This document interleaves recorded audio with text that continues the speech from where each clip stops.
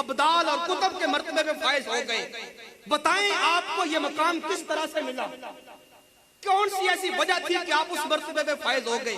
آپ نے فرمایا درست العلم درست العلم درست العلم درست العلم حتی صرت قطبا. میں نے علم حاصل کیا، میں نے علم حاصل کیا، علم حاصل کیا، اتنا علم حاصل کیا کہ علم کے حصول کی وجہ سے خالق نے مجھے قطبیت کے مرتبے پہ فائز فرما دیا. قطبیت کا درجہ ولایت میں سب سے اونچا درجہ ہوتا ہے. فرمایا میرے علم کے حصول کی وجہ سے خالق نے قطبیت کے مرتبے پہ فائز فرما دیا. اور فرمایا یہ قطبیت کا مرتبہ وہ مرتبہ ہے، اب میں رہتا زمین کے اوپر ہوں، چلتا پھرتا زمین کے اوپر ہوں، اٹھتا بیٹھتا زمین کے اوپر ہوں، لیکن میری نگاہ جو ہے ہر وقت لوح محفوظ پہ چلنے والے قلم کی آواز کو اور اس کی حرکت کو دیکھتی اور سنتی ہے. لوح محفوظ کو جو بھی جملہ لکھا جاتا ہے قلم کی آواز بھی میرے کان سنتے ہیں، اس کی لکھائی کو بھی میری آنکھیں دیکھتی ہیں. یہ قطبیت کا درجہ ہے. فرمایا کہ اللہ پاک نے میں غوث اعظم کو یہ مقام دیا جب تک میرا دادا علی اس زمانے میں موجود تھا. ولایت کے بادشاہ مولا علی شیر خدا ہے نا، سرکار نے ولایت کا تاج مولا علی کے سر پہ رکھا اور فرمایا کہ من کنت مولا فہذا علی مولا، جس کا میں مولا مددگار اس کا علی مددگار. فرمایا جب تک دادا علی موجود تھے تب تک علی جو ہے وہ ولایت آگے تقسیم کرتے رہے. جب وہ دنیا سے گئے تو ولایت کا نور وہ اپنے بڑے بیٹے حسن کو دے گئے. اپنی ساری زندگی حسن نے ولایت کا نور آگے تقسیم کیا، پھر ان سے حسین کی طرف منتقل ہوا. کربلا تک وہ ولایت کا نور وہ منتقل کرتے رہے. ان سے پھر حضرت امام جعفر الصادق تک آیا، امام زین العابدین تک سے ہو کر جعفر صادق کے زمانے تک وہ تقسیم کرتے رہے. جب وہ گئے تو ان کے بعد انہوں نے ذمہ داریاں میری لگا دی. قیامت تک کے لیے جو بھی زمانے میں ولی آئے گا وہ ولی تب بنے گا کہ اس کی ولایت کے اوپر میں غوث اعظم کی پہلے مہر لگے گی. وہ ولی تب بنے گا کہ اس کی ولایت کے اوپر میری مہر لگے گی. اب قیامت تک ولایت میں غوث اعظم آگے تقسیم کرتا ہوں.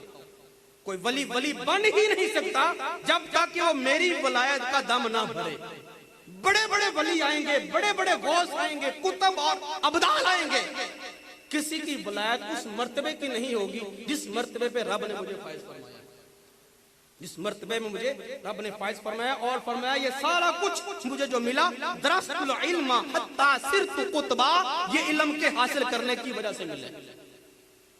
اور پھر علم کی مجلس آپ نے لگانا شروع کی. حضرت ملا علی قاری آپ فرماتے ہیں کہ حضور غوث پاک کا جو لڑکپن کا زمانہ تھا نا، آپ نے علوم سارے حاصل کر لیے اور ابھی تک آپ نے تبلیغ کا، تقریر کا اور ابلاغ کا کوئی ذریعہ، کوئی طریقہ رائج نہیں کیا. اب ذرا جھجکتے تھے کہ میں لوگوں کے سامنے تقریر کیسے کروں، ابلاغ کیسے کروں. تو اس جھجک میں آپ ٹائم گزار رہے تھے. ایک دن گھر والوں نے، اہل علاقہ نے کہا کہ حضور آپ پڑھے لکھے ہیں، آپ جو ہے نا وہ ہمیں تبلیغ کیا کریں. آپ نے مسکرا کے بات کو ٹال دیا. دوسرے دن پھر کچھ لوگ آئے، حضور آپ ہمیں کچھ تبلیغ کیا کریں. آپ نے مسکرا کے بات کو ٹال دیا. آخر کار چند دن ایسا ہوتا رہا، لوگ اصرار کرتے کہ حضور ہمیں تبلیغ کیا کریں، آپ بات کو ہنس کے ٹال دیتے. ایک دن خود فرماتے ہیں کہ میں سو رہا تھا، رات خواب میں میرے پاس دادا مولا علی شیر خدا آئے، ساتھ آقا صلی اللہ علیہ وسلم کی ذات ایک بالا شان ہے، اور مجھے جگایا. فرمانے لگے بیٹا عبد القادر ہے، تمہیں کتنی بار لوگوں نے کہا ہے کہ تقریر کیا کرو، تبلیغ کیا کرو، کیوں نہیں کرتے؟ تو میں نے عرض کیا کہ یا رسول اللہ، مولا علی کی بارگاہ میں عرض کیا دادا جان مجھے ذرا جھجک آتی ہے، مجھے ڈر محسوس ہوتا ہے کہ دوران بیان، دوران تقریر کوئی ایسا لفظ نہ نکل جائے جو آپ کی شایان شان نہ ہو، میں جھجکتا ہوں ذرا. فرمایا جب اتنی بات میں نے کی تو سرکار نے مجھے اپنی آغوش رحمت میں لیا، اپنی گود میں مجھے لے کر نا اپنا لعاب دہن تھوک مبارک نکال کر 7 دفعہ میرے منہ کے اندر ڈالا، میرے منہ کے اندر ڈالا. جب ڈال دیا تو مولا علی شیر خدا آگے آئے. فرمایا پوتا عبد القادر ہے، اب آگے آ، میں بھی تجھے فیض دوں سرکار کا دیا ہوا. تو مولا علی شیر خدا نے، دادا جان نے میرے منہ میں 6 دفعہ لعاب دہن ڈالا. میں نے پوچھا دادا جان آپ نے 6 دفعہ ڈالا، سرکار نے 7 دفعہ ڈالا تھا. تو کہا کہ بیٹا اس لیے کہ برابری کہیں نہ ہو جائے. आका और उम्मती में कहीं बराबरी ना हो जाए, तो मैंने इसलिए 6 दफा डाला। जा आज के बाद तकरीर कर, बयान कर, इबलाग का जरिया इख्तियार कर। तेरी जुबान पे ऐसा हक अल्लाह पाक ने रख दिया है कि तेरे एक एक जुमले से हजारों हजारों लोगों की जमातें जो हैं वो मुसलमान हो जाया करेंगी। मुल्ला अली कारी फरमाते, फिर आपने सुबह जब हुई, अगला दिन चढ़ा तो आपने इबलाग का सिलसिला शुरू किया।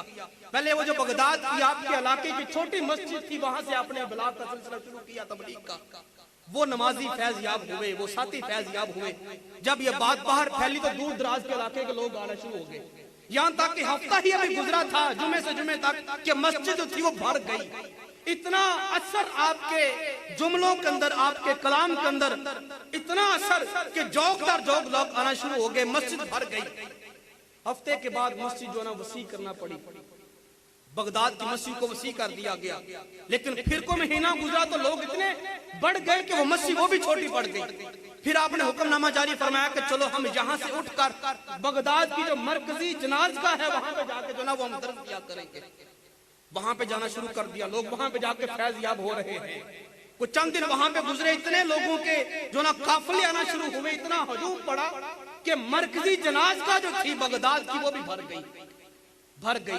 फिर आपने हुक्म जारी फरमाया कि हम शहर से बाहर जंगलों और सहरा की तरफ जाके जो ना हम अपना डेरा लगाते, वहां पे हमारा जो ना वो मजलिस इल्म का जो ना वो वहां पे पीरियड हुआ करेगा। वहां पे लोग आना शुरू हो गए, जौक दर जौक लोग आपकी बारगाह में आ रहे। मुल्ला अली कारी ने लिखा कि एक वक्त वो आया गौसे पाक की मजलिस का ये आलम था कि 70 हजार लोग वो हुआ करते थे गुनाहगार, जो आपकी मजलिस में आते और मजलिस सुनकर तौबा करके फिर घर को जाया करते थे। ये तो गुनाहगारों की शान है, गुनाहगारों के ऊपर ये आपका असर होता था तबलीग का। 70 हजार लोग गुनाहगार तौबा करके जाते और अक्सर औकात फरमाते कि आप जब दरस देते तो अल्लाह पाक की सिफात का, अल्लाह पाक की रहमत का दरस दिया करते थे, सरकार के मौजूदात का, करामात का और इनामात का उम्मत को जो है उनका दर्द दिया करते, लोगों को फजाइल सुनाया करते। लेकिन कभी कभी आप जो है ना वो अल्लाह पाक के अजाब का दर्द भी दिया करते।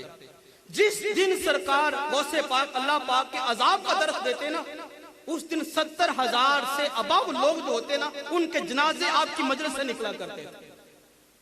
इतने लोगों के ऊपर आपके जो ना जुमले असर करते, आपकी तबलीग असर करती, वो मौके के अंदर ही उसी मजलिस में ही वो अपनी जान दे दिया करते। ये आपकी तबलीग का असर था। और फरमाते हैं कि आपका जो अंदाजे बयान था ना और जो आपकी आवाज का एक जरिया था, अल्लाह पाक ने आपको ऐसी करामात दी थी, आपको ऐसी ताकत दी थी, जो आवाज आपकी है ना जिस लेवल की आवाज, उसी लेवल और उसी ऊंचाई के साथ वो मजलिस का आखिरी बंदा भी सुन रहा होता था। आपको जोर नहीं लगाना पड़ता था कि मेरी आवाज आखिरी बंदे तक पहुंचे, या वहां पे कोई स्पीकर सिस्टम, कोई साउंड सिस्टम, कोई ऐसी नहीं, जरिया बलाग कोई चीज नहीं थी। आप तबलीग करते तो ऐसा असर था आपकी जबान में कि जो बात पहला सुन रहा है उसी ऊंचाई और उसी आवाज के साथ आखिरी बंदा भी आवाज को सुना करता। ये आपकी तबलीग का असर था। और मुहद्दिस इब्न जौज़ी अलैहिर्रहमा, ये इतने बड़े मुहद्दिस हैं उम्मत मुसलमान की, अगर आप तारीख पढ़ के देखें, मुहद्दिसीन का जब भी जिक्र आए ना तो 3 मुहद्दिस सरे फहरिस्त आते हैं हमारी इस्तिलाह में। मुहद्दिसीन का जब भी नाम लिया जाए 3 की तरफ ध्यान फौरन चला जाता है कि उम्मत के 3 मुहद्दिस हैं। एक मुहद्दिस जिनको इमाम तिरमिजी कहा जाता है। इमाम तिरमिजी मुहद्दिसीन में सबसे अव्वल नंबर पे है, अपनी किताब को किताबत देने के एतबार से और अहादीस की छांटी के एतबार से मुहद्दिसीन में इमाम तिरमिजी का नंबर 1 है। और दूसरे जो मुहद्दिस जिनकी तरफ फौरन ध्यान जाता है वो मुहद्दिस इब्न जौज़ी है। इमाम तिरमिजी के बाद मुहद्दिस इब्न जौज़ी इस उम्मत के बड़े मुहद्दिस। और तीसरे मुहद्दिस जिनकी तरफ ध्यान फौरन चला जाता है वो है मुहद्दिस इमाम नववी, इमाम नववी अलैहिर्रहमा। ये 3 मुहद्दिस इस उम्मत के चोटी के मुहद्दिस हैं। मुहद्दिस इब्न जौज़ी का जमाना हुजूर गौसे पाक ही का जमाना है। एक दिन ये आपकी मजलिस में आ गए, बहुत बड़े मुहद्दिस, बहुत बड़े आलिम मजलिस में आ गए तो हुजूर गौसे पाक ने जो ना वो एक आयत करीमा कुरान पाक की ली और उसकी तफसीर बयान करना शुरू कर दी। इनके साथ बड़े बड़े अकाबिर उलमा थे, बड़े बड़े मुहद्दिसीन थे, मुजतहिदीन थे इब्न जौज़ी के साथ। जब गौस पाक ने तफसीर बयान करना शुरू की तो मुहद्दिस इब्न जौज़ी ने साथ वाले साथी से कहा, गौस पाक ये जो तफसीर कर रहे हैं ना, ये तफसीर पहले मुझे आती है, ये तफसीर मुझे आती है। आपने बयान कर दी, दूसरे एंगल से दूसरे तरीके से उसी आयत की तफसीर बयान की, कहने लगे कि ये तफसीर भी मुझे आती है। गौस पाक ने तीसरी बयान की, कहा ये भी आती है। चौथी बयान की, कहने लगे ये भी मुझे आती है। पांचवी की, कहा ये भी आती है। छठी ये भी आती है। सातवीं ये भी आती है। आठवीं ये भी आती है। नौवीं ये भी, 10वीं अलगरज 11 तफासीर एक ही आयत की गौसे पाक ने एक ही मजलिस में बयान कर दी। मुहद्दिस इब्न जौज़ी कहते रहे कि ये भी मुझे आती है, वो भी आती है, ये भी आती है, ये भी आती है। हुज़ूर गौसे पाक ने जब 12वीं बयान की ना तफसीर उसी आयत करीमा की, खामोश हो गए। उस साथी ने पूछा, अब ये नहीं आती।